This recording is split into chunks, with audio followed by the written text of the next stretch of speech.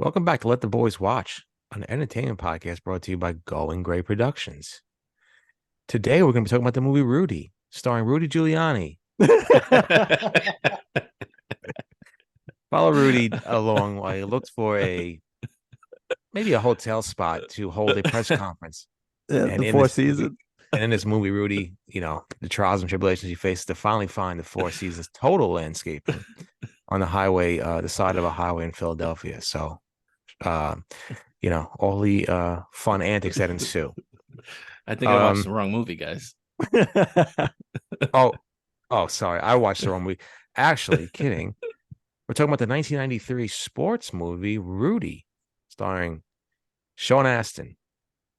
Oh my God. Jon Favreau, Ned Beatty, Charles S. Dutton, and Vince Vaughn. Who was it directed by? As I'm not prepared, obviously. That's okay. I think Directed I'm by saying this right. David Anspaugh. David Anspaugh, I believe so. Yes. Alongside me, obviously, I want to be your co-host. My name is Robbie, but alongside me is the cousin Benny. How you doing? Doing great, man. I just put my application in for Notre Dame. I'll let you know how it goes. All right, let me know. You got the grade, so I think you can get in. And alongside us is another one of my co-hosts, our good friend Ryan. Ryan, how you doing? I'm doing well, Robbie. How are you doing? Good. I'm doing great. I got a question for both of you. Please. Was Rudy offsides? Oh, Oh my God, you got a head start, big time. in the movie, maybe not. In real life, probably. I think there was a little encroachment on Rudy's part, but hey, we'll talk about that later. Yeah. So yeah, like Robbie said, this is Let the Boys Watch. We watch movies that either one or all of us haven't seen. Typically, that means it's a movie Benny hasn't seen. Sometimes it's a movie Robbie hasn't seen as well. And rarely it's a movie I haven't seen, but we'll get there someday. And typically they're, like fun, nostalgic movies that a lot of people love. We throw up a vote every week for you to vote on the movie that we watch. You can contact us via email at ltbwpodcast@gmail.com. And if you do both of those things, you're in for a treat. Benny, tell them about it. Yeah, so as announced on our Instagram, Let the Boys Watch Pod on Instagram, we have a September sweepstakes. Oh boy, that we've been doing for the past month, and only a few more chances to get yourself involved by voting in our polls. Typically, they come out every Friday. Sometimes we sneak a surprise one in there. Every vote you vote in the September polls gets you an entry to win a $100 iTunes gift card or a movie theater gift card. It'll be your choice. And there's a couple other ways you can enter. One is by writing us emails. Ryan said, ltbwpodcast@gmail.com. Talk to us about the movie we just watched. If we read the email on the show, and spoiler alert, we pretty much read them all, we'll give you another entry. And there's also 3 extra entries available to you by leaving us a review on Apple Podcasts. If you need help with how to do that, let us know and we'll help you. Just screenshot that review, send it to us, and you get 3 extra entries. 2 more polls this month, this Friday and next Friday, and then the big drawing. You think maybe we'll throw in a super special one? A super special poll? Yeah, I don't know. That's what my wife calls me. Super special? Super special poll. I think that was. She definitely doesn't. Yeah, I think. Spoiler alert: Rudy's nickname was super special. Also true. Rudy Rudiger. So yeah, definitely enter our sweepstakes. Vote on the polls. Send us emails. Interact with us. Send us emails. Talk about Rudy, which we're talking about this week. Maybe one of the other movies we watched the past couple weeks. You can always check those episodes out on your podcast feed. Or maybe suggest some movies to us that we should watch. We're always open for suggestions. So yeah, whatever you want to do to email, to get in touch with us, please do so. I mean, give us a text. You probably have our phone numbers. So I believe Benny was the one who had never seen Rudy before, correct? Surprise, yes, it was me. Surprise, surprise. Robbie, how long has it been since you've seen Rudy? Probably high school. Wow. So probably 5 years ago. No, probably 20 years ago. And I was probably getting ready for, you know, probably a football game. Watched it the night before. Did it pump So you up? I did. As a young boy, it pumped me up. So it's been a long time. So I have some thoughts. Nice. Yeah, it's been definitely not that long, but fairly long. Like at least 5 years for me, something like that. Maybe closer to 10, something like. But I've seen it so many times. I actually saw it in the theater when it came out. Oh my God, you're old. I know. Well, I mean, I was like 11, I guess, 93. Yeah, I saw it actually. One of the reasons why I love this movie so much is I saw it with my grandmother, who is a huge Notre Dame fan because she is Irish and she loved Notre Dame football. So this was like our thing. So yeah. Nan, thanks for taking me to see Rudy all those years ago. It was a good time. 30th anniversary. It's crazy. Yeah, it's wild. Nuts. So Benny, since you've never seen it before, what thoughts did you have going in? Have you ever even thought about watching it before, or what? I think this was one I was probably good with going my whole life not seeing. I felt like I knew, not because I had an opinion that it was going to be bad or good or whatever. It was just like I felt like I knew kind of not the whole story, but I got it. Yeah. What I got was pretty much what I expected. It was cool. I didn't know all the people that were in it, so that was a nice surprise for me. But yeah, it was not so, like as far as sports movies, I can really take them or leave them. If it's not a baseball one, I'm probably not going to watch it. So yeah, it's just something that I never thought I was really going to see.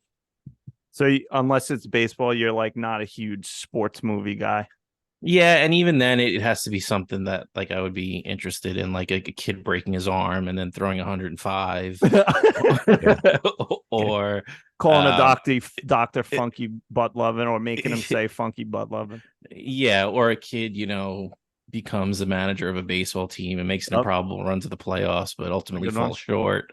Or a kid can see angels and then he helps Tony Danza pitch a pitch. Oh, please. Come on. How could I forget? And then something like 42. So, yeah, I mean, it's, those are my kind of like my Mount Rushmore sports movies. All right. Fair enough. Like a pitcher who was pitching in the California Penal League for a couple of years before he got his big break on the Cleveland Indians. Yep. Oh, yeah. Those are good ones, too. Come on. Stop it. Stop it. His league's fantastic. I know. Have you ever seen The Natural, Benny? No.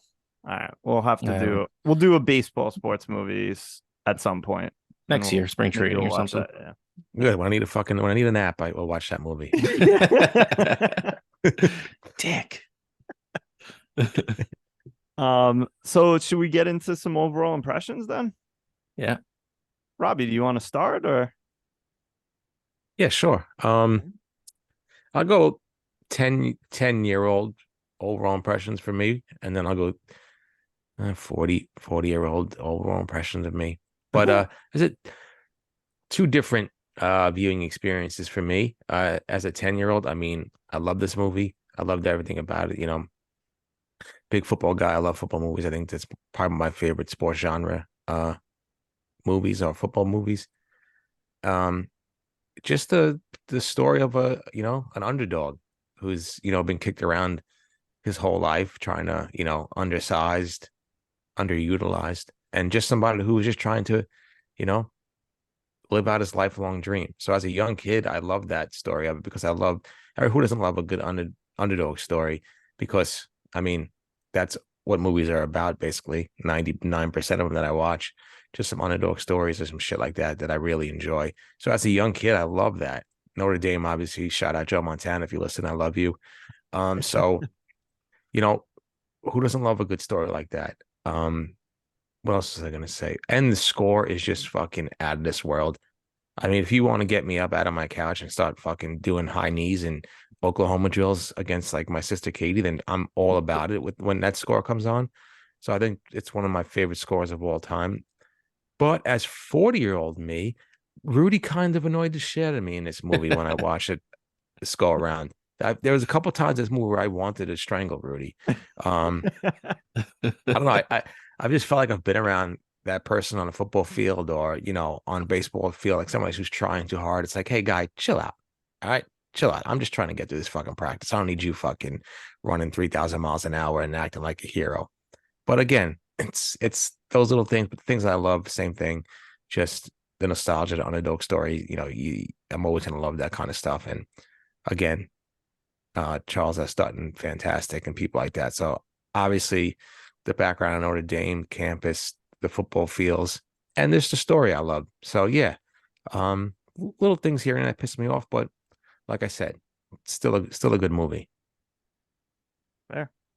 Yeah, I mean, I kind of have like I guess you could similar in that I definitely have a different perspective when I saw it when I was 10 or 11 to now. I liked parts of it when I was a kid, but I actually found it kind of like a little more boring than I do watching it as an adult.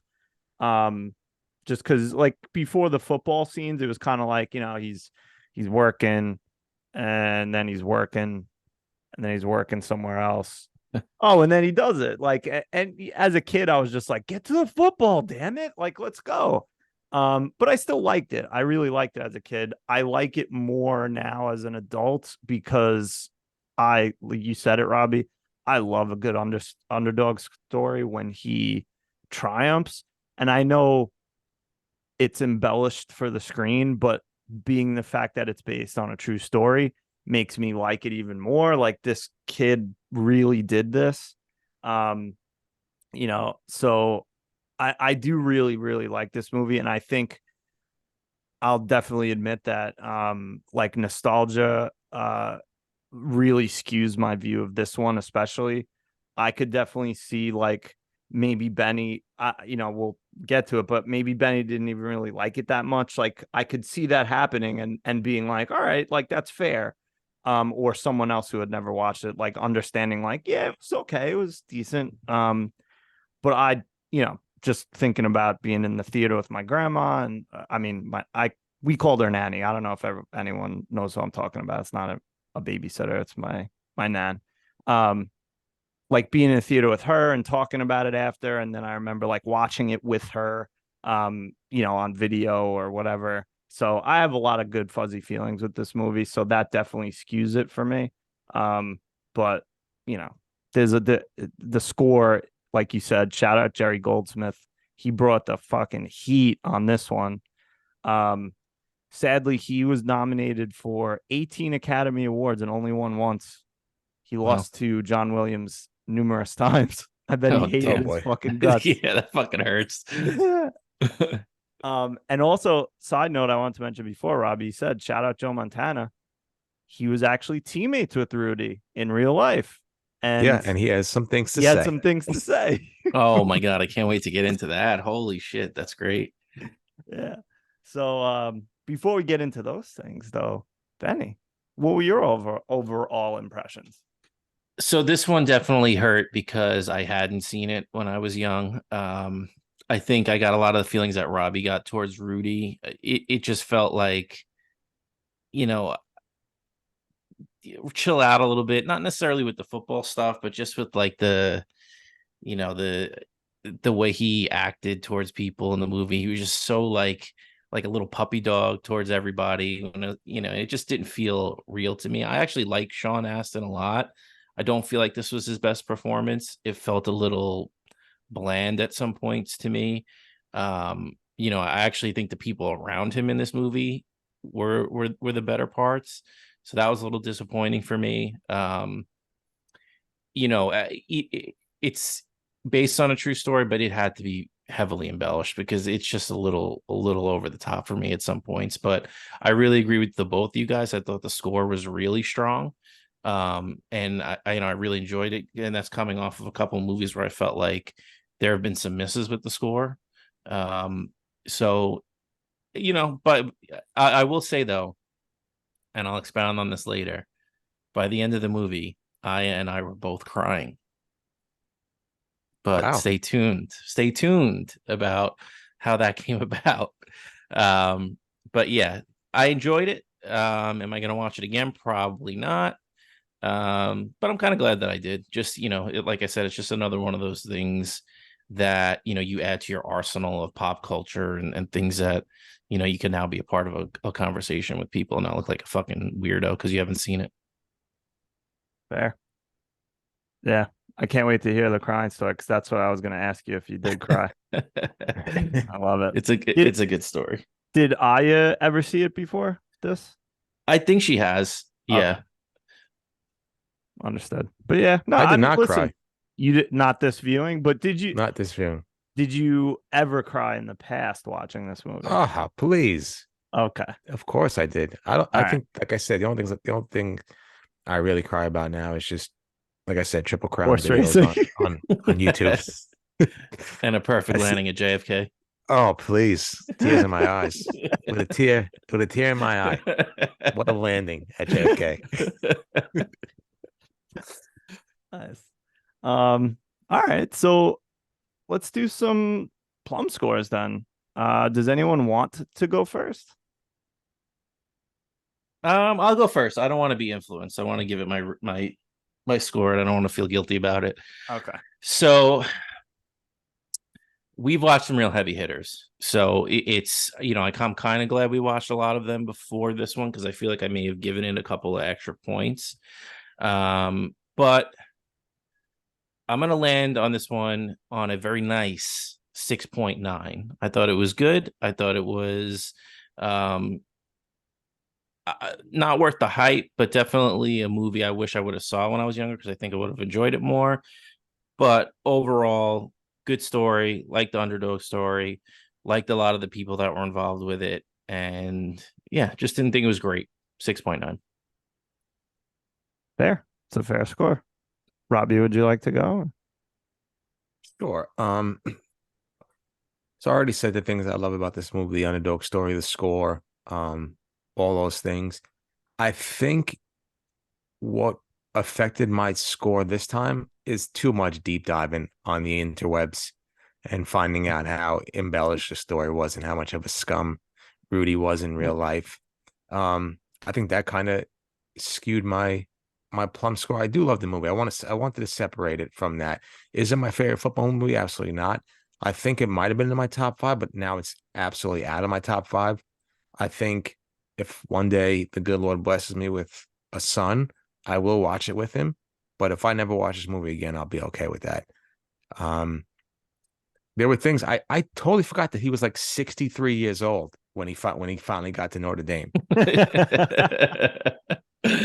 Like I thought he got out of high school, and then I'm like 4 years later, I'm like, this boy's 22 years old. What's he doing? Yeah.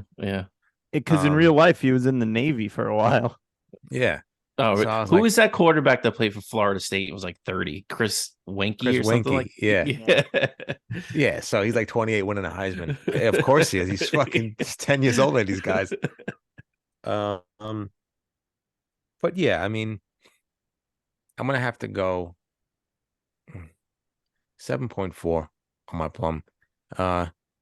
Good movie, great story. Not my favorite. I'm surprised how much more I guess disliked it than my original viewings.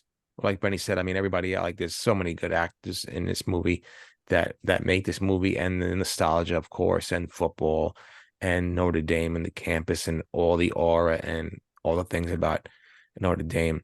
But if I had to hear another fucking Newt Rockney speech of him standing up on a fucking chair, I was gonna lose my mind. And I was hoping for Charles S. Dutton to say, "Shut the fuck up, kid. Stop vacuuming the floor. Get to work." So 7.4. That's fair.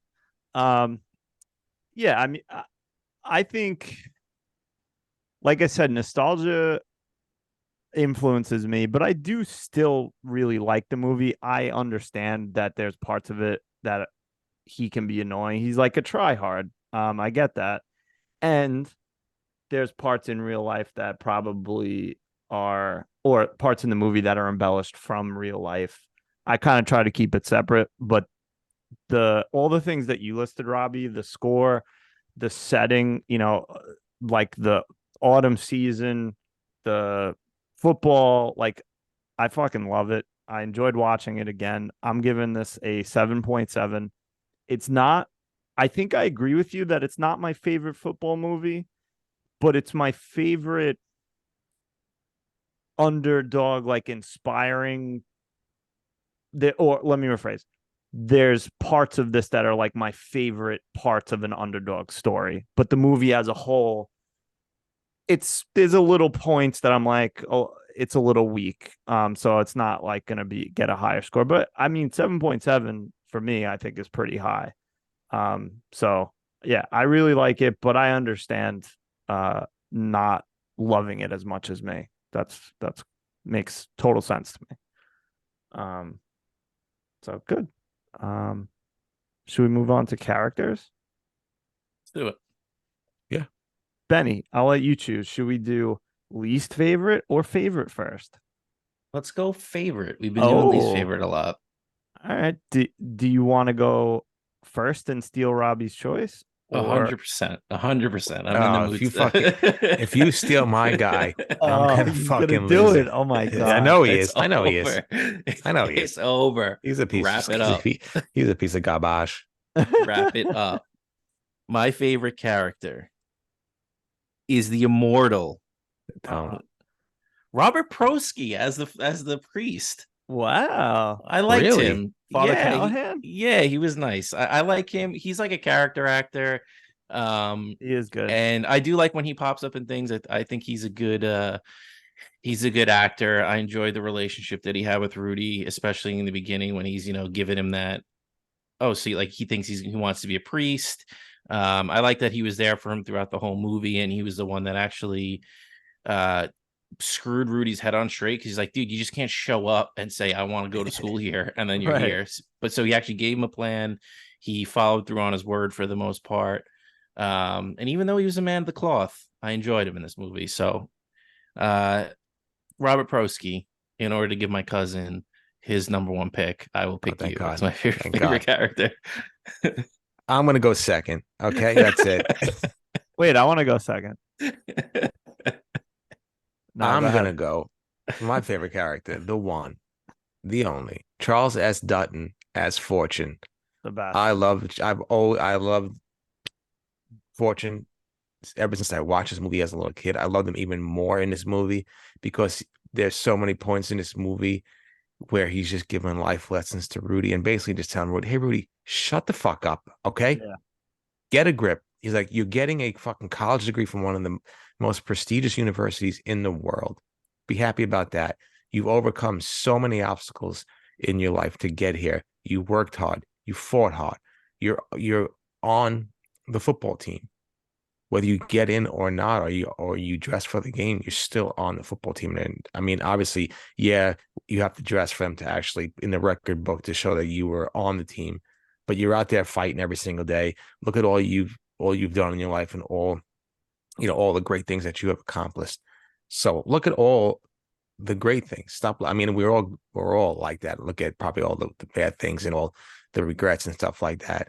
And him just like focusing on shit like that, helping him out, probably knowing that he was sleeping in the, I guess, janitor's office and things like that, but just giving him those life lessons along the way and kind of snapping his head back onto reality and be like, hey man, look at all the things you're doing. And, look at all the great things that you're going to accomplish, and telling him about the regret and letting him know like, hey, don't do what I did because I regret that decision every single day of my life. So, I mean, Charles S. Dutton, AKA Rock, my favorite character in this movie, far and away, always has been, always will be. Give me that gif of him clapping and I'm melting like fucking butter. Okay, please. Is that the best clap on screen of all time? Oh, 100%. 100%. There's a top 5 GIF Hall of Fame for me. Maybe around Mount Rushmore of GIFs. And my first 2 picks are Trump with the fucking smirk and the and and then it's fucking Fortune Charles that's done with the clap. Those are my top two. I love it. Respectfully speaking. Of course. Yeah, I mean, he is the one who I think gives Rudy a little humility, like humbles him a bit. You know, like you're 5'0" 100 not a speck of athletic ability, and you hung in with the best team in the land for 2 years. Like Rudy, like Fortune says, he had his head so far up his ass about this fucking team that he didn't see the big picture.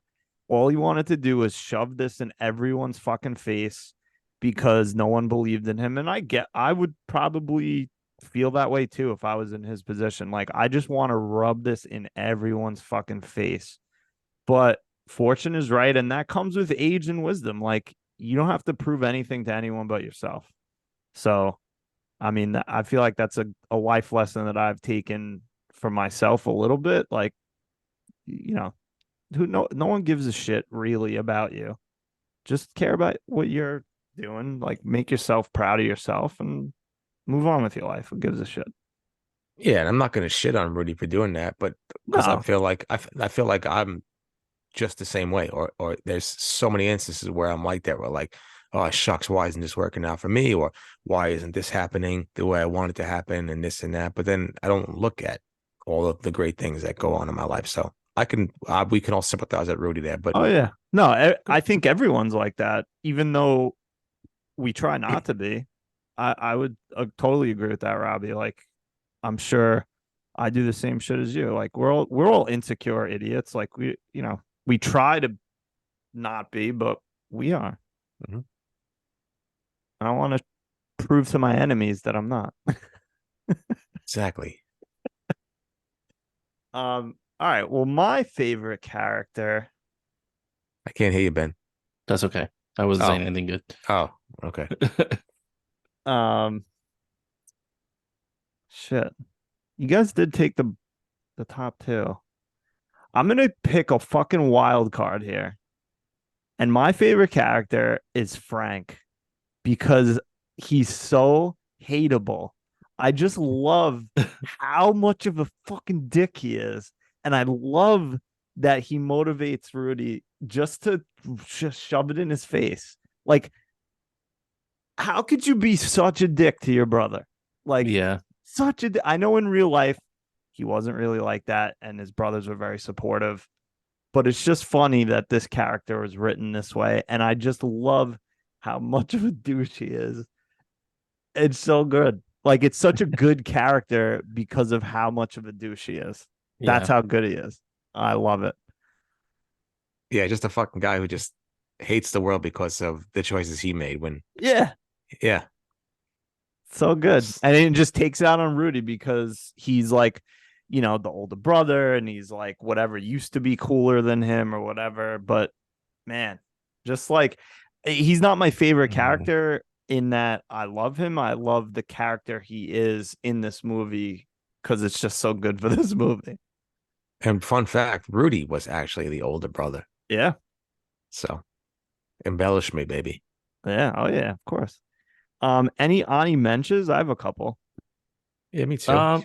Yeah, I'll go with Jon Favreau's D-Bob. Oh, of course.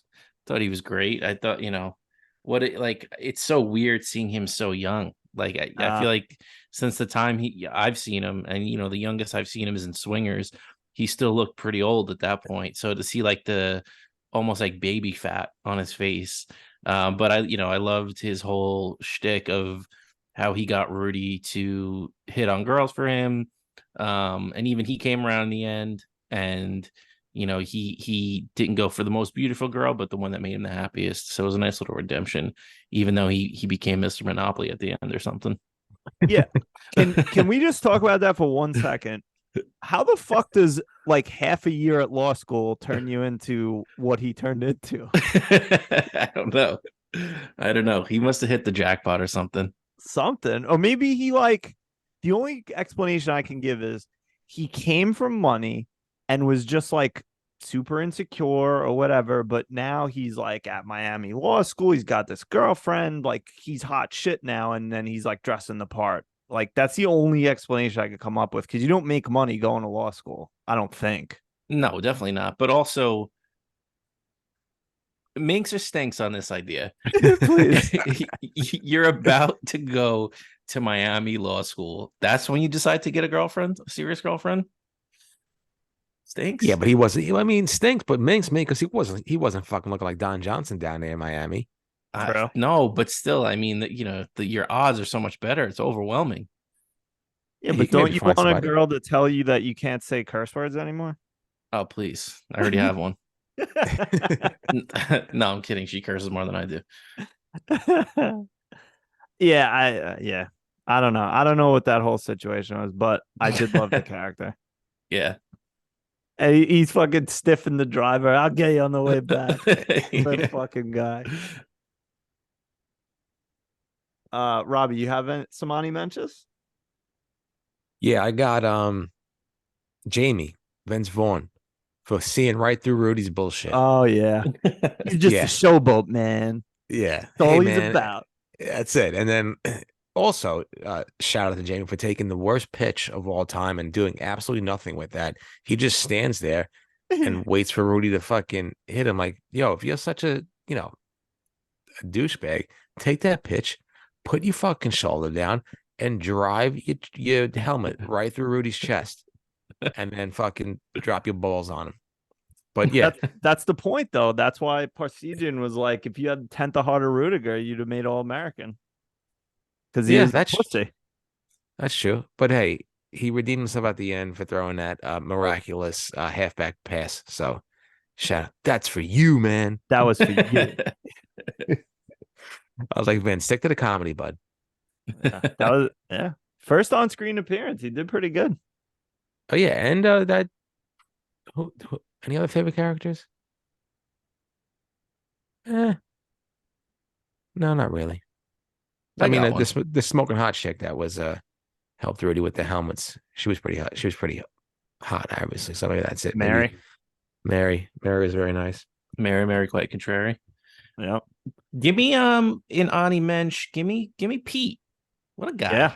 Love Pete. What a guy. What a sweetheart. Got blowed the fuck up. I mean, what a guy. He was the only one that really, took Rudy seriously.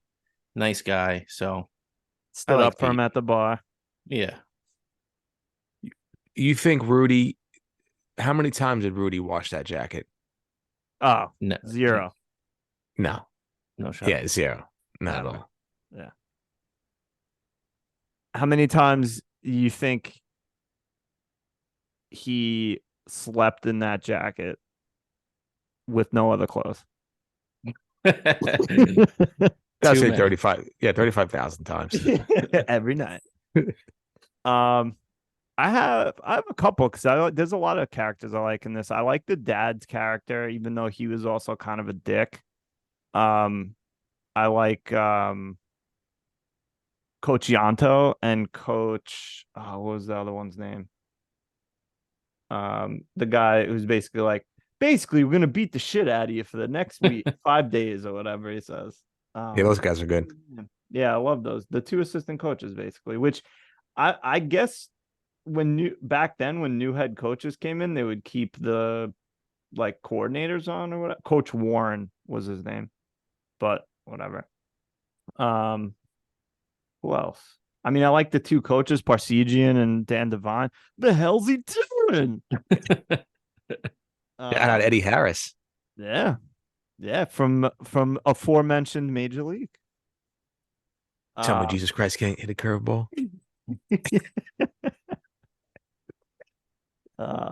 I love Major League.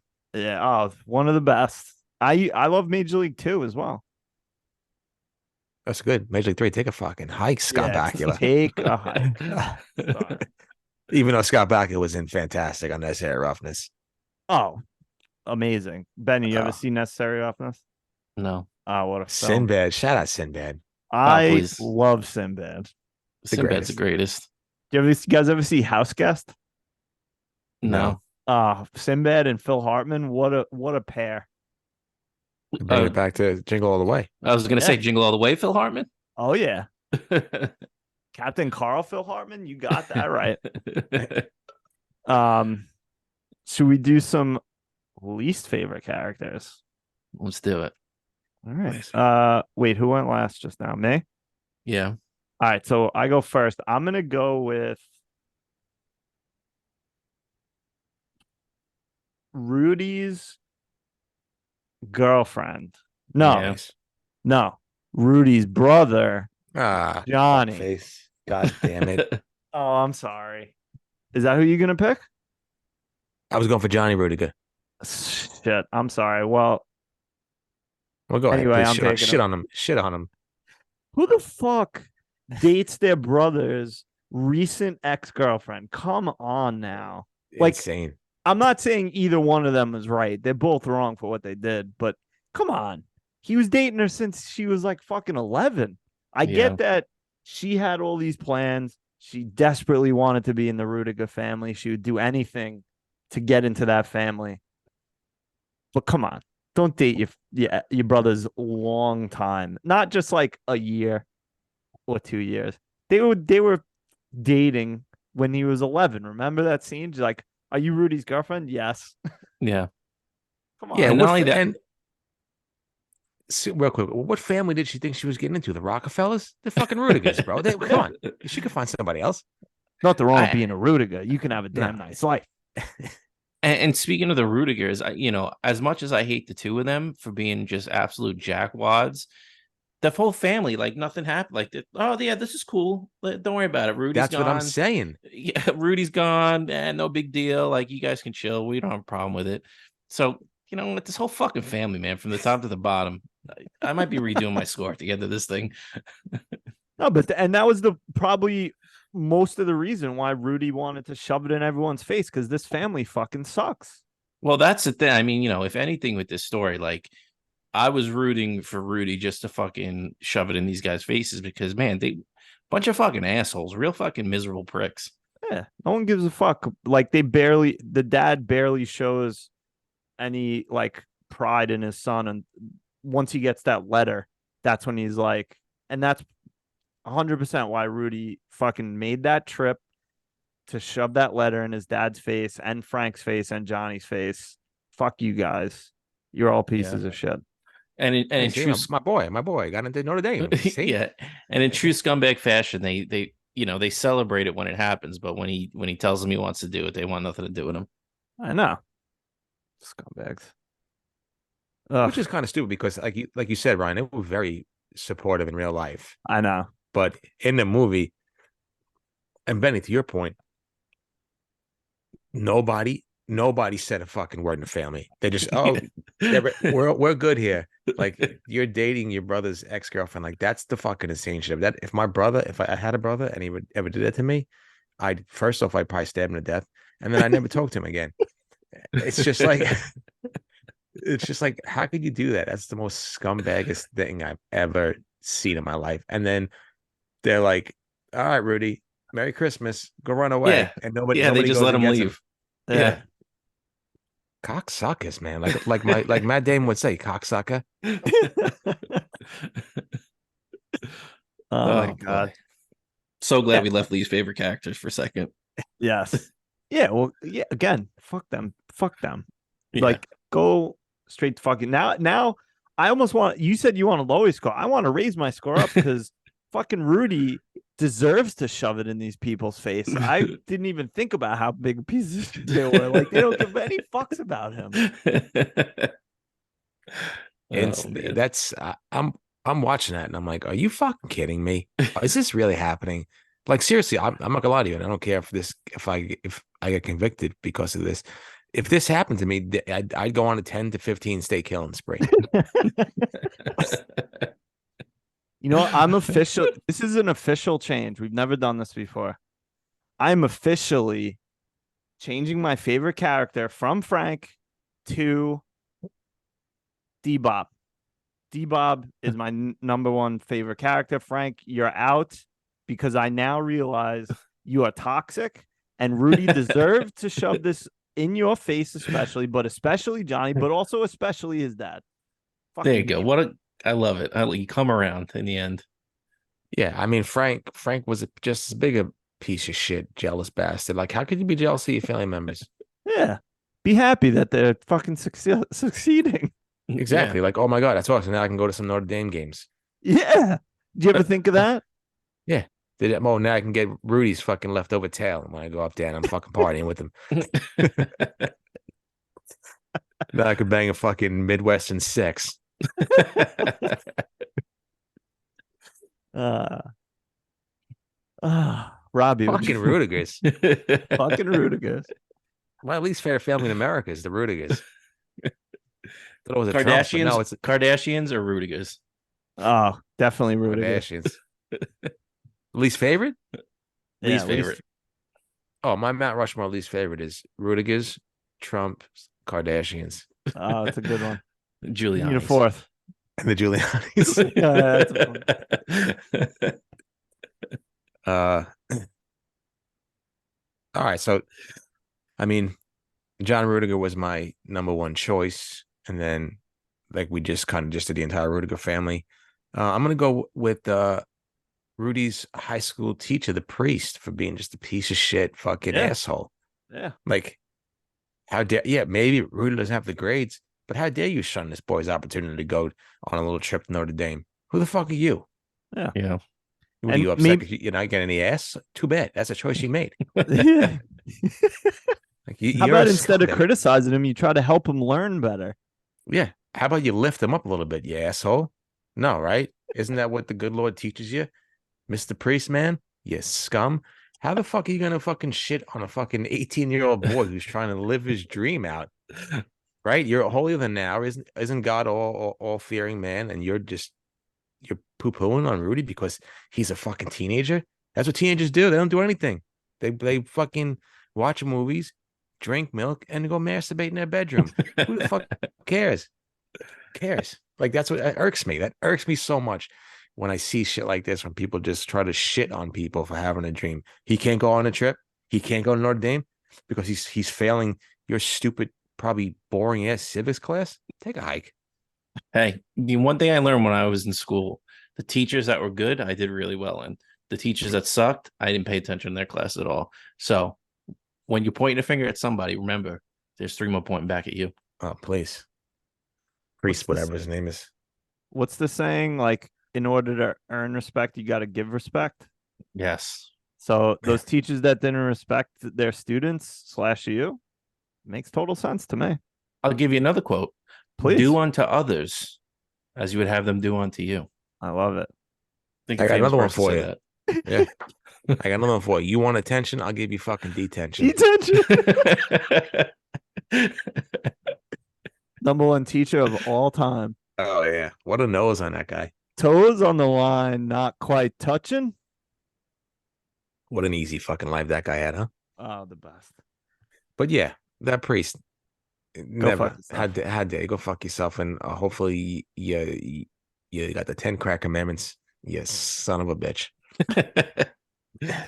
All right. My least favorite character is none other than Charles S. Dutton as Fortune. That's fucked up. I'm just kidding. I'm kidding. I was gonna say I was hit the fucking escape. It's Mr. Rudiger. I mean, like, I like him as an actor. I thought he was good, but that whole speech, what killed me for him is the speech he gives Rudy at the Greyhound station. The bus stop, yeah. When you're like, oh, he's coming around. And then all of a sudden he's just like, so fuck following your dreams. Come on back here, get the black lung in the mill, and just live your life hating yourself for the rest of your life. And then, like you said, every single time Rudy came back, hey, look, I got an A and some B's. Hey, I'm gonna do this. I want to do this. He was so fucking negative towards his own son. I hated it. And then even at the end, like, shout my props to Rudy for even inviting them to that last game, because he didn't deserve it. He didn't deserve to be there. So no, fuck you, Mr. Rudiger. I hope you I don't know, burn off you fucking Pishkadell steel mill. I don't know. It's like you said, it's hard for me to relate to characters who are not proud or happy of their son's or daughter's life choices, I could never wrap my head around that. I know it's movie stuff, but that happens in real life. And for people who are like that, you scum. And Mr. Rudiger, the entire Rudiger family, and the generations that followed, go fuck yourselves. And it's, listen, I get the idea of him playing for the football team being crazy, right, and unattainable, but it's not like he's like, hey, I'm gonna go sell my body and try out for the New England Patriots until I don't, until they tell me no for good. He was still going to college. right. Like, it was always something that even if he didn't get the ultimate goal, like Fortune said, Fortune should have been the man's father. He said, hey, no matter what, you tried. Even the failure was a success because you proved to yourself that you gave it all you could, and you got a fucking fantastic degree. So what's the beef here? So Mr. Rudiger, fuck out of here, man. Please. Can I play? I might be coming around again, but can I play devil's advocate really quick?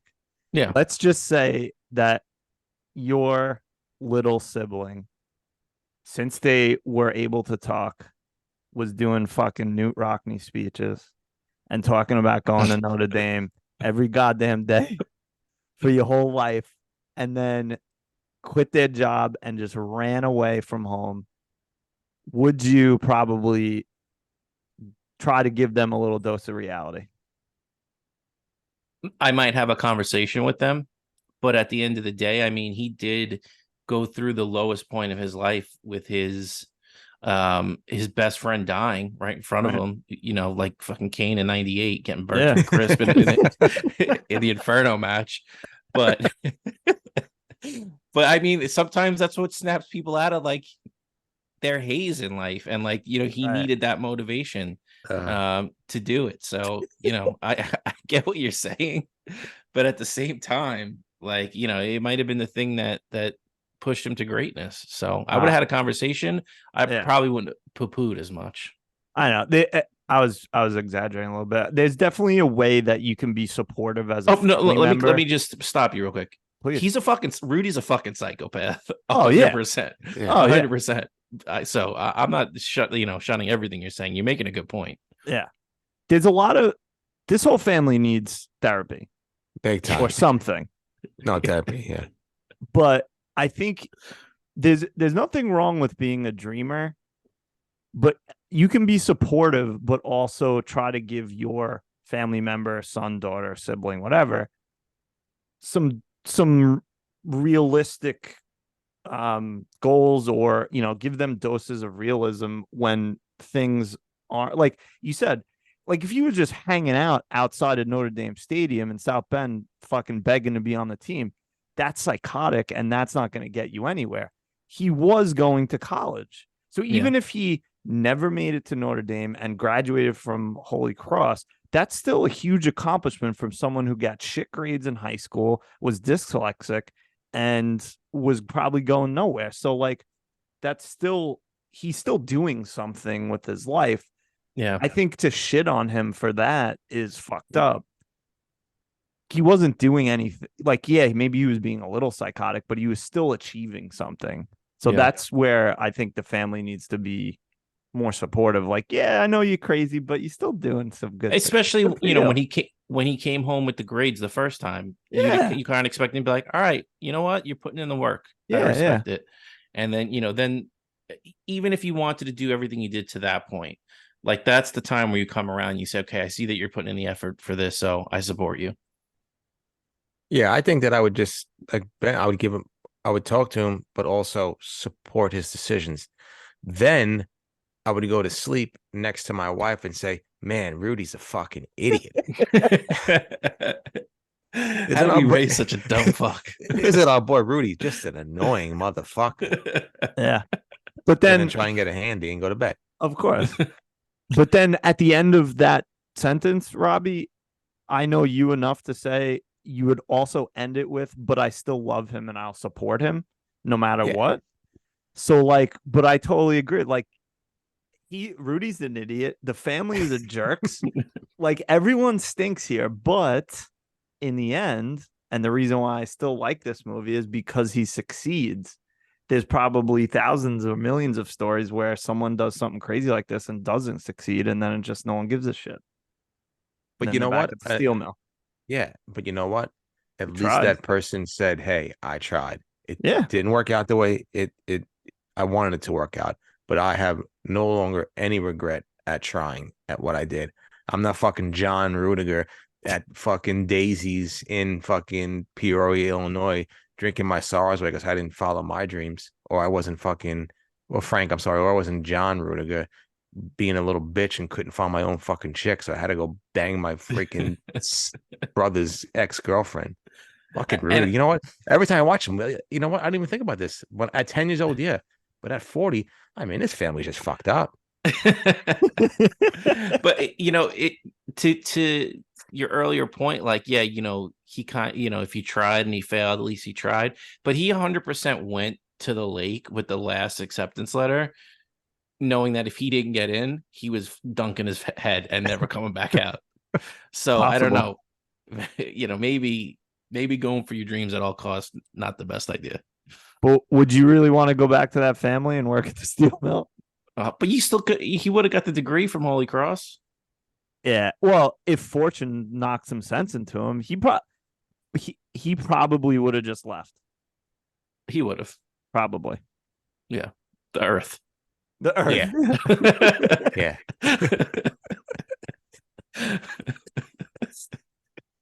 Oh my God.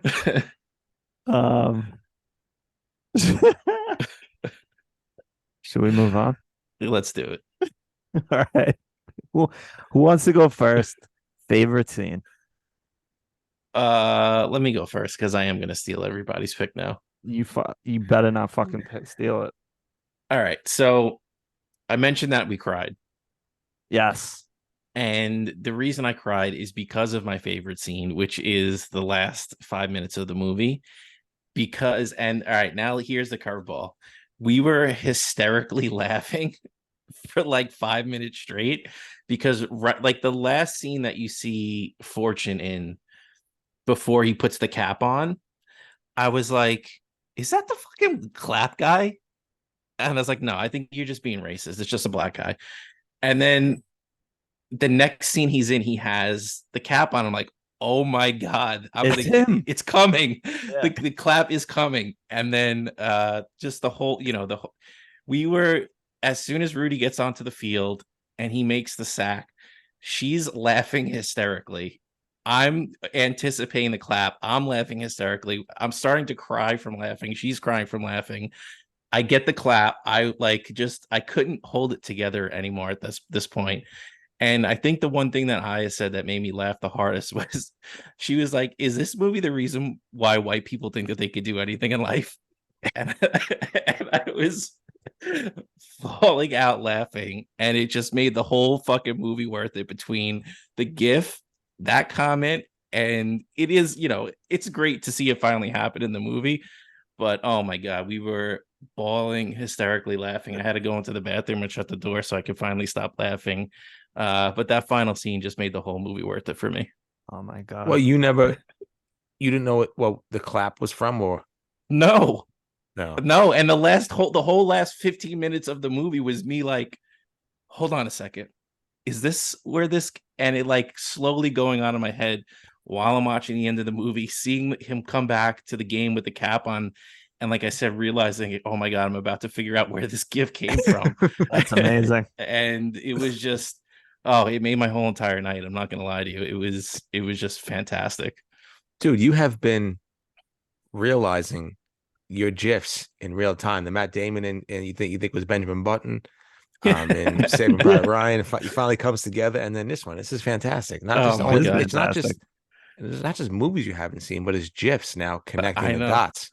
I know it's gonna make my GIF game so much stronger because of this podcast, and I thank you guys both for it. We 100% have to figure out 3 GIFs that Benny doesn't know where they came from and watch those movies, or put those movies. That's up the poll. Yeah. Oh. GIF week. Oh my God. Unbelievable.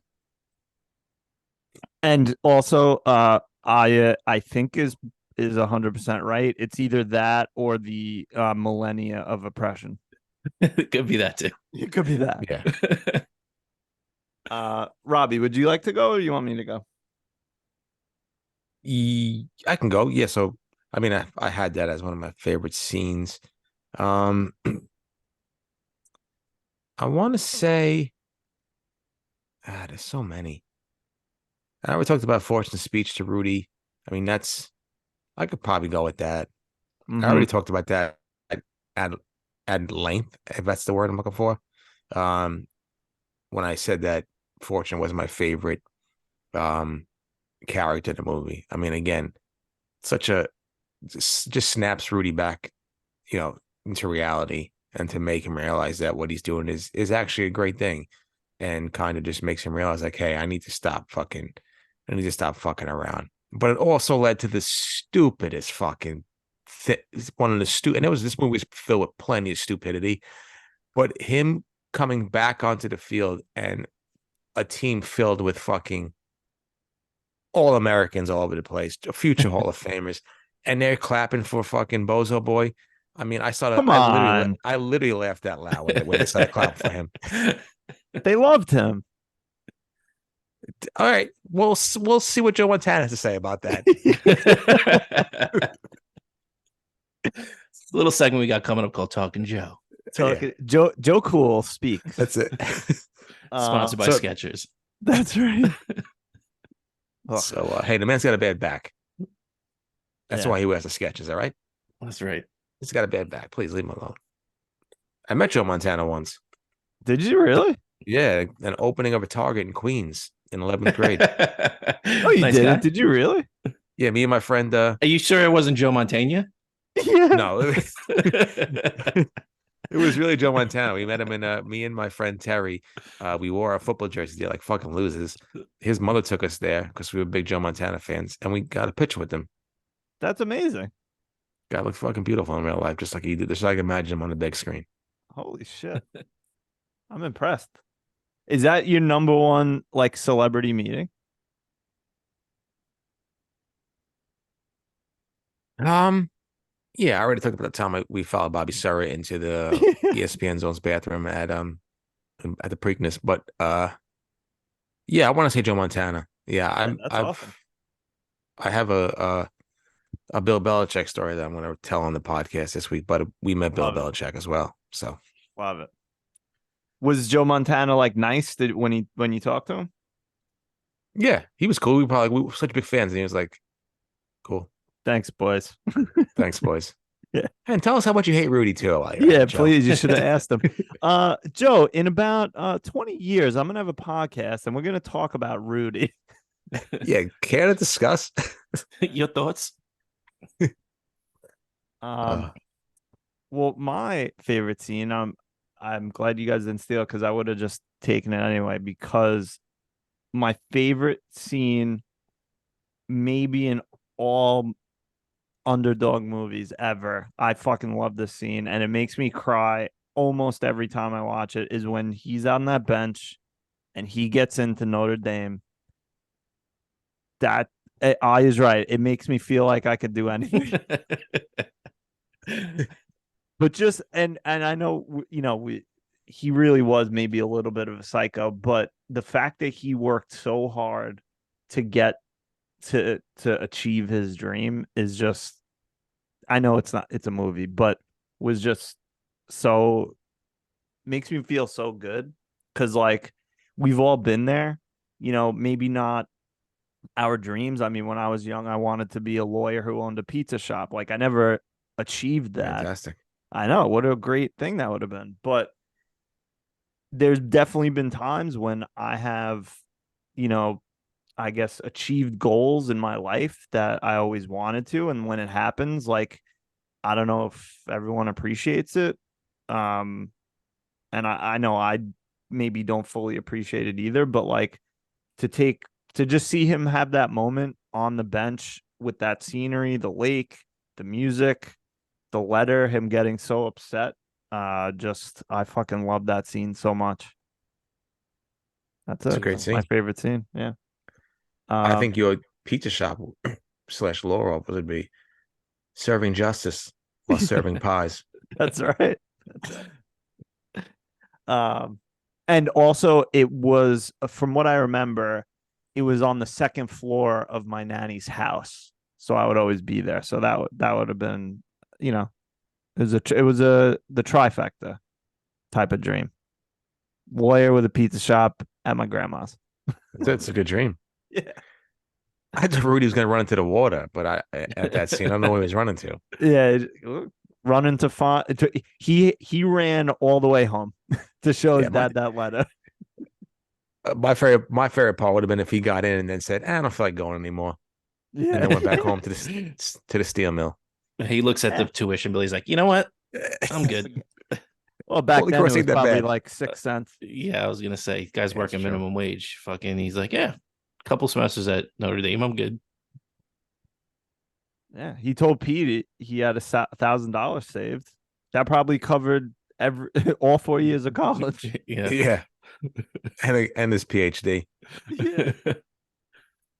I have a few. Just a quick Ani mention. Please. Obviously, when he gets on the field, please fucking waterworks. Of course.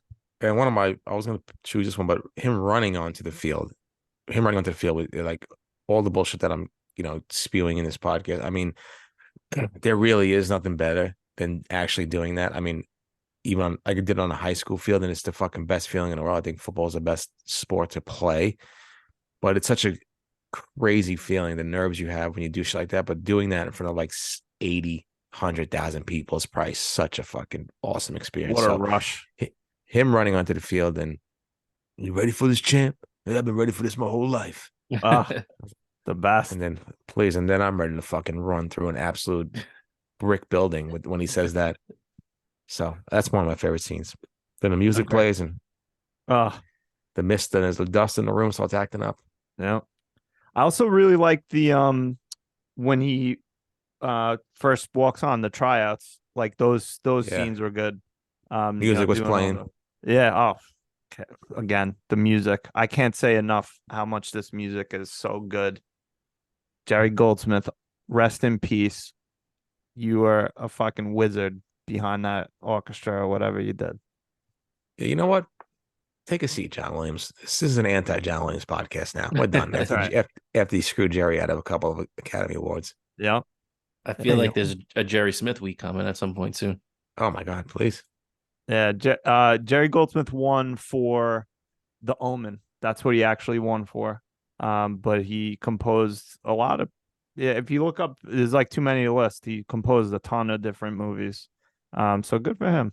Nice long career. But he probably, I'm just imagining he was like fucking Amadeus, like just hating fucking John Williams like every day. Like, this is the movie that I'm gonna fuck John Williams out of an Oscar. Well, we tried to get Jerry Goldsmith for Jugs on the Run, but he was tragically passed away. That's a shame. I didn't know, but yeah, we got his brother Barry Goldwater Smith. Yeah, we did. So that was a good. They call that a good get. Yeah, thank God. Any other Ani mentions? All right, least favorite scenes. I guess I start because I went last. My least favorite scene is, probably. I mean, I hope I'm not stealing this, but like, probably that scene when he goes home for Christmas and they all just say, "Go fuck yourself, Rudy." Like, Johnny walks in with his girlfriend. He shows him the grades. Yeah, great. I'm watching TV here, and like, no one, like, the only one that's happy to see Rudy is like the 8-year-old. Yeah.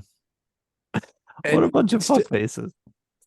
And it still irks me, like, later on after those scenes happen, like, they're playing shuffleboard and like Johnny's there. Like, Johnny, you're not allowed. You're at dead any to place me. I'd be. Yeah, you're dead to me. Rest in peace. I'm visiting your grave, even though it's not there. You're dead to me, Johnny. Yeah. Completely dead. I'm pissing on your imaginary grave. Yeah. Me and Dad are playing shuffleboard. Don't come. Yeah. So my least favorite scene is the Jersey scene because I know I get it. I understand why he did it, but that was completely made up. Yes. Dan Devine the coach at the time, and I think my internet's a little unstable. You're Yeah. good. I got you. All right, thank you. So, true story, Dan Devine was quite supportive of walk-ons, and he was basically the person that wanted Rudy to dress for the game. And movie and legend will have it is that Dan Devine was a dick and wouldn't, and the jersey scene never happened in real life. And Yeah. I understand they did it for a movie effect, but to kind of paint the coach in a bad light when he was the one that actually encouraged walk-ons and was the one that came up with the idea for Rudy to dress, I'm not playing that game. I don't care about Hollywood. I'm not playing it. So yeah, I don't want a divine slander. This is not a divine slander on this podcast. This is a pro Divine podcast. What the hell's he doing? Robbie, do you know the player who was injured that Rudy was able to take his spot for that game against Georgia Tech? Bob Golick? No, Joe Montana. Fucking Joe, man. Maybe no wonder why Joe's a hater. Mm-hmm. Is that real? Yeah. Holy shit. Yeah, that's what I read. I mean, it's real according to the internet. I mean, I think it was I read an actual article about Rudy, because I was like, all right, I see comments that saying he's a scumbag and that, I don't. Do we want to get into the whole Joe Montana thing now? Or? Let's do it after I give my least favorite. All right. So we'll just put a bow on that. All right, so we'll get into it. Yeah, go ahead. My least favorite scene is gonna be. I'm gonna go with the priest giving him shit about going to Notre Dame. Like, it just felt so fucking unnecessary. And I get that they were building to all the shit that Rudy got pushed in his face, but that one just felt like a little too mean for me. And hate the priest for doing that. You're supposed to be supportive as a man of faith, and it really just it was grinding my gears, and it made me see it just didn't make me feel good in any way, and it just felt unnecessary. So I'll leave it at that so we can move on. Fair. Any honorable mentions for least fave? I would say Petey getting fucking murked, but that was it was pretty awesome. Yeah. Yeah, I mean, that, and then everyone that the movie is painting as Rudy's, holding Rudy back, it does make it for a better underdog story. Yeah. But in real life, how many people are gonna try to keep you down like that? Yeah. Come on. So Robbie, would you like to tell us about what you heard about your close personal friend Joe Montana? So what I've read on the interwebs, and I'm just picking up one article, so maybe if you have another one, you can also chime in. He just said on a podcast, he said, well, I won't lie, Rudy got a ration of crap every time we saw him, and he quit showing up to a couple of places. He said, well, the locker room is pretty brutal anyway. But, the Rudy story made a great movie, and a lot of it was embellished. And there are a lot of things that happened. Yeah, he got in. Yeah, he got a sack. Was the crowd chanting no? Did I throw on my jersey? No. There are a lot of truths, but there's also a lot of things that didn't happen. And then it's a movie. Remember, not all that's true. The crowd was chanting. Nobody threw in their jerseys. He worked his butt off to get where he was, but not any harder than anybody else. And then that's all I got right now. Do you have anything? No, I read that he said all those things. A couple other players were kind of Joe's not wrong, but he was a little bit harsher about it than I feel like the truth is somewhere in the middle there. He said that carrying Rudy off the field was a little bit of a prank.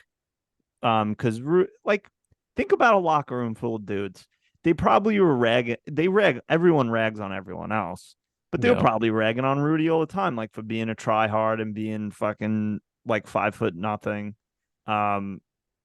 But for him to say it was a prank, then that's what some other players said.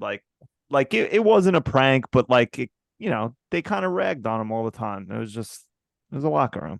I feel like Joe doesn't like that the spotlight was on him for like a couple days. Joe Cool doesn't like other people taking his shine.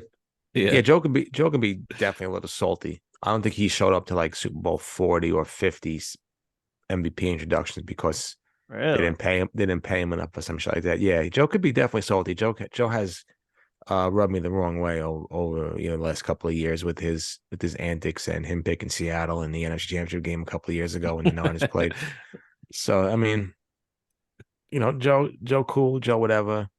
I mean, I lay on a fucking train track for Joe Montana, but he is a little salty. That's true. Yeah. So I mean, I think, and from the article I read, like Rudy is, for lack of a better word, like a little bit annoying. He's very like tenacious, I guess would be the word. Like where he's just, like a guy who did what he did has to probably be like that, I guess. So he probably rubbed some people the wrong way. And I'm sure Joe Cool is just like, all right, dude, fucking chill out. Like chill out. Stop. Dude, it's a fucking Tuesday at 4:30. Calm down. Chill the F out.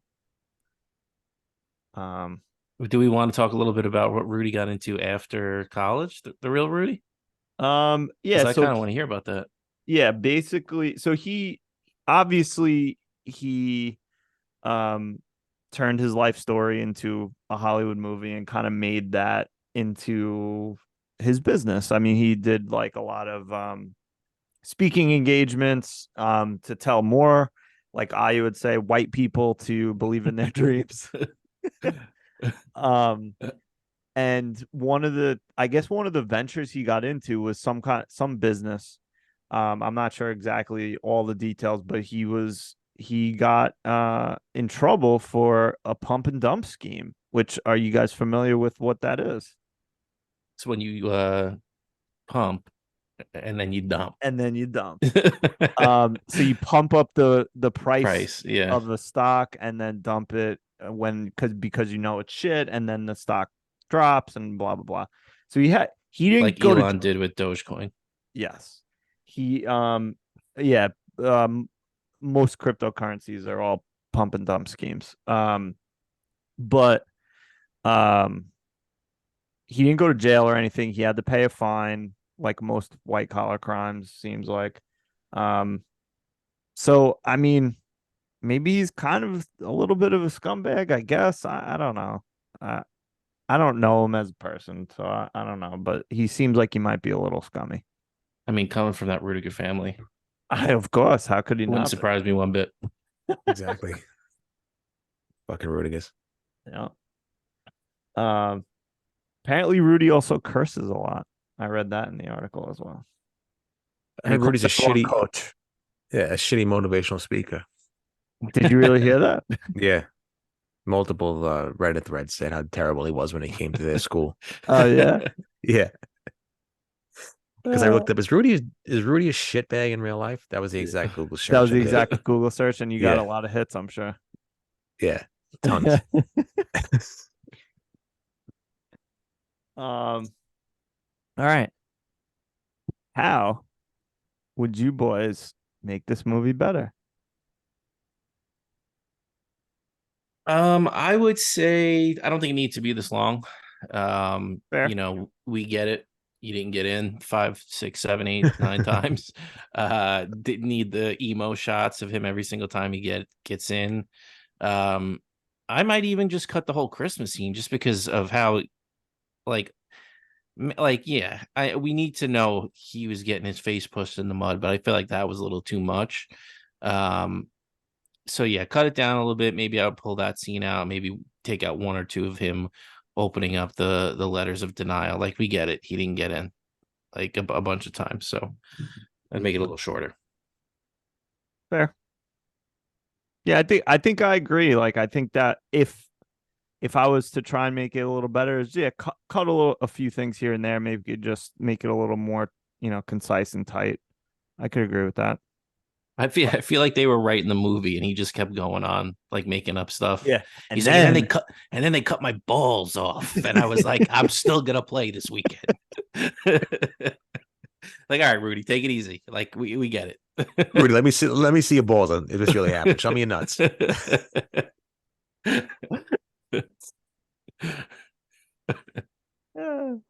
Robbie, any suggestions from you? No, I would like to see Rudy's balls now to see what that really happened. Yeah. Other than that, no. Make it better. Shot of Rudy's balls. Yeah, show us Rudy's balls in the first half an hour of the movie. No, I agree with what you guys said. Cut it down a little bit. We get it. Like Benny said, you got rejected. Hey, join the fucking club. Yeah, hour and a half. This movie would have been fucking dynamite. Almost 2 hours. Come on, this ain't fucking Godfather 2.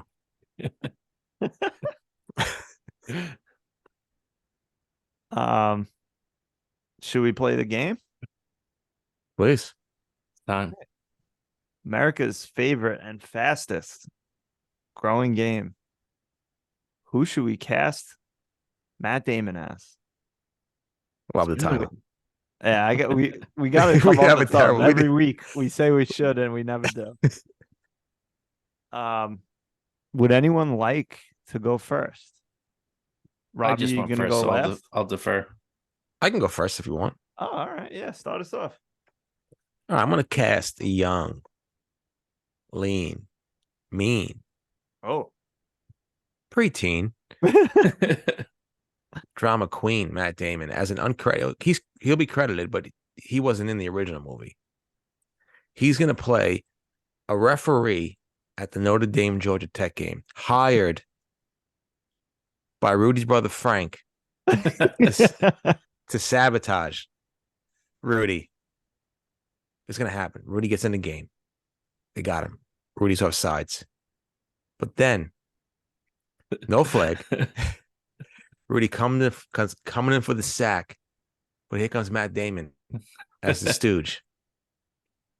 Johnny Bones, the ref named Johnny Bones, takes out a switchblade and just fucking slices Rudy. And the Achilles. Cuts Rudy down in the Achilles. Rudy's out for the count. Can't make the sack. And instead of getting carried off the field, he gets caught off the field by name. That's never to be seen from again. And just ended him. And Joe Montana comes out and just puts his balls on Rudy's face and says, "See, told you." Should have tried so hard. Yeah. And then they cut the movie by just chanting Joe, Joe, Joe, Joe. And that's it. Joe, cool. Joe, cool. So yeah, give me Matt Damon, a young, lean, preteen Matt Damon as Johnny Bones, the outlaw ref who takes down Rudy at the end of the game. Wow. Love it. Well, I would like to cast a young, strong, dimpled, smiling, cool character as a real teammate of Rudy, Joe Montana. Nice. Love it. Love it. Joe's getting a lot. Joe better come on his podcast after today. He better. He's getting a lot of shine right now. He's probably going to sue us for using his name and not giving him any fucking residuals. Yeah, probably. Exactly. So I would cast Matt Damon as a Joe Montana, a freshman hotshot quarterback who's at Notre Dame and sees through all of Rudy's bullshit. And at the end of the film, you'd think, maybe he'll buy into it and like the rest of the team. No, he's just still on the side. He's the only player that doesn't carry him off the field. He stays on the sideline with a scowl on his face. He's mad the spotlight is not on him. It's on Rudy. And that's it. I love it. I love it. That's a great casting choice. Thank you. They're both handsome. Please. You know it. Yeah. All right. So, like Rudy, I'm gonna blow your balls completely off. Oh my god. I'm gonna recast with a young, fresh-faced, dimpled, mushroom cut, fresh out the gym, fresh out the shower, Matt Damon as Rudy. Oh, nice. And the movie's gonna take place in Boston. Oh my Love god. it. And he's gonna be a quarterback. Okay. And he's mopping the floors, he's solving equations. And what happens? He walks on, but he doesn't get a mercy put in the game. He outperforms Doug Flutie. Nice. And who throws the bomb at the end of that bowl game? Matt Damon as Rudy, and then he gets I carried love off the it. field like a real man. I fucking love it. There you Wow. go. Boston. So he went to Boston College. Boston College, yeah, not Harvard. We already saw him there. Yeah. I remember Fucking Matt that Damon. game. Yeah, the flu was it the fluty flute? What was it called? I don't remember. It's called the Flutie Flute now. Yeah. I think it's just called the Flutie Flute. I think it was called. I think it was either the second or the last game of the season, and Notre Dame was undefeated. And Oh, then they even lost better. to He to beats Notre BC. Dame. See, Yeah. come on. Oh, did they beat Miami? Oh, No, Boston College beat Notre Dame. Was it? I'm pretty sure. Let me look it up. Hey Siri, what game was the Flutie Flute?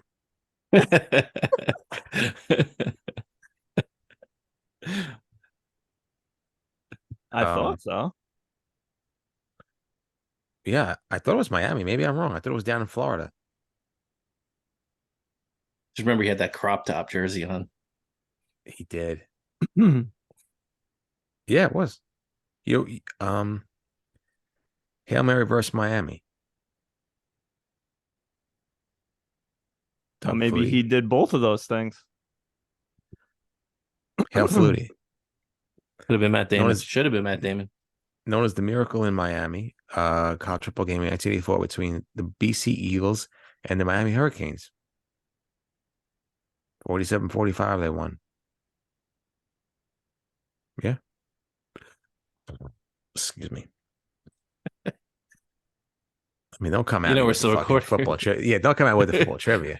No, I know you do know more than I do. I'm mixing things up. They definitely did play probably BC that year. I mean Notre Dame that year. It was 93, but maybe Doug Flutie wasn't part of that. I just remember BC beating them in 93. Was it with a field goal? Doug Flutie was 84, so 93. Doug Flutie would have been super senior, quite old. Oh shit! Yeah, okay. Oh, I think who was? Wait. Oh, that's never mind. All right, I don't know what I'm talking about. Moving on. Guess who was on a call for that game? Joe Montana for the Hail Mary game. Brett Musburger and Ara Parsegian. Wow, how about that? There we go. Little Notre Dame tie. There you go. So you were quarter right. I was like 10% right. Like the two teams, that's who I was right about. That's it. Yeah. Wow. I'll edit that. I'll edit that to make it look like I knew what I was talking about. I think it was BC Eagles versus Miami Hurricanes. Yeah. Wait, let me just say a few things to make sure I could splice them in. Miami Hurricanes, the Flutie Flute. Oh, sorry, I laughed. I might mess you up there. No, it's okay. All right. Anything else we need to say about the Rudy Tooty Fresh and Fruity? This is a fun one. This was maybe one of the funnest ones we've done. I think. They're all fun. I hope it translates though to people that listen to it. I think so. I mean, don't get me wrong. I feel like I personally like shit on this movie a lot during this podcast. I do love this movie. No, yeah, it wasn't bad. I don't think it was bad in any way, but it's like when you like really look at it and like nitpick it, there's a lot there. Oh yeah. Yeah, like I said, as a 11, 12, 17-year-old kid, I didn't notice these things, but as a 40-year-old man now, I'm starting to pick up that the Rudigers are probably worse than the Manson family. So, yeah, but I still love the movie. Please. Yeah. Oh, great. Let's look at the feels, the chills, the thrills, spills. Damn it. Buffalo Bills. I mean, I'm all over the place. The score is timeless. It's timeless. I was listening to it before the show to get pumped up. Nice couple high knees. Oh yeah. A couple up downs. Get those knees up. I could do it, coach. Oh yeah. Already, yeah. All right, chill out, man. Go ice the concussion, bro. You got CTE now. I know. Any real football coach would be like, get the fuck out of my drill. All right. Anything else you guys want to say about Rudy or anything else? Joe Montana. Overrated. Who, Rudy or Joe Montana? Joe. Montana. Oh my goodness, Robbie. Anything to say to that? Cut the podcast right now. Benny, did you see? He's no parody. What'd you say? It's definitely not no parody. Did you see the Shane Gillis stand up on Netflix? Not yet. I'm gonna watch it this weekend. It's funny. Yeah, I rewatched the Austin one because I was like in and out of it in Montreal. So yeah, I watched that last weekend to prepare for it. So I'm gonna watch it this weekend. Yeah, I watched the Austin thing too. That was good. It was funny. Recommended. Highly. Super duper. Well, thank you for joining and listening to us trash just the Midwestern family, just trying to make ends meet, get by. 3 coastal elites. Yeah. We love you. Don't forget about the September sweepstakes. There's only a couple of weeks left to get entries. Send us emails, ltbwpodcast@gmail.com. See all our cool memes and such at Let the Boys Watch Pod on Instagram. And I don't know, rate us, review us, all that fun stuff. As Robbie mentioned last week, Robbie, they should follow us on wherever the button is. Subscribe. On YouTube. Yeah. Subscribe. I mean, please, you watch fucking, I look at us, we get 20, 30 views. And then I look at some fucking bozo trying 6 different coffee shops in the city, getting fucking 500,000 views. Come on, grow up. Yelp that. Grow up, everybody. Just get fucking Starbucks like we know you're going to do. Stop exactly. It. If you want to watch something to give a lot of views, either watch horses winning the Triple Crown or fucking plane just taking off from LaGuardia. A miracle of science and aviation. Oh my God. Hi, I'm Stacy, and this is my favorite coffee shops in the city. 500,000 views. Get the fuck out of here. Hey, this is me taking photos of myself on Emmets at Grove. Yeah, here I am. I'm eating pizza. Cocksuckers. Speaking of that, Benny, did you hear that was the last time he had pizza up until like last week? I did. And you know what? Like a couple of years ago, I probably would have been like, wow, this guy's a fucking psychopath. I want to disown him. Like he was a Rudiger.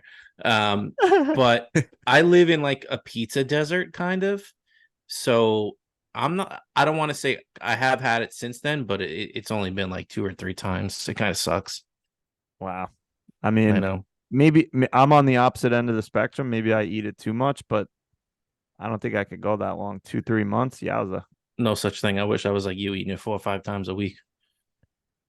Yeah, Ben, if you would have said something bad about me just that, I would have John Rudiger you and stole your wife. How dare you? Cut the tape. I would have made you buy a dairy farm, and within a few months, all those cows were dead. Yeah, on purpose. I killed all the cows. Yeah, right. All right, let's cut it there before we go into too much more nonsense. Thank you for listening. We love you. Robbie, tell him good night. Good night, Rudy. Who's the wild man now? I quit.